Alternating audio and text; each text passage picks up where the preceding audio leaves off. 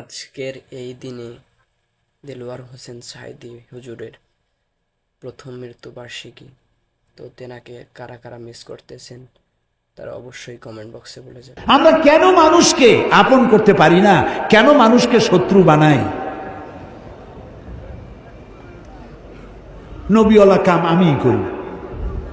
আমি তাফসীর করতেছি, আমি যদি বলি আমি ইসলামের সব থেকে বড় কামটা করতেছি, তো আমার মতো পাগল আর দুনিয়ায় কেউ নেই।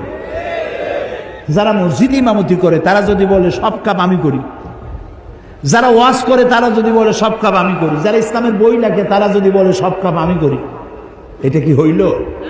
না, হইল না। আপনি তো বাকিগুলারে শত্রু বানাই দিছেন।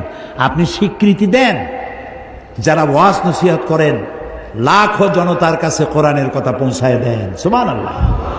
যারা তাবলিগি জামাত করেন, তাবলিগি জামাতের ভাইয়েরা নিজের পকেটের খাইয়া বাড়ি বাড়ি গিয়ে কলেমা শিখান, নামাজ শিখান, ভালো কাজ করতেছে, সুবহানাল্লাহ।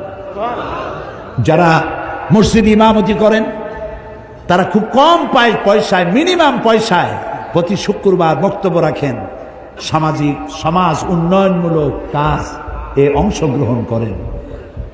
যারা ইসলামের নামে বই লেখেন তারা জাতিকে সচেতন করেন। যারা ইসলামের রাজনীতি করেন তারা রাজনীতি যাতে জাহান্নামের দিকে না যায় সেই জন্য জীবন দিয়ে পাহারা দেয়, জাতিকে পাহারা দেয়।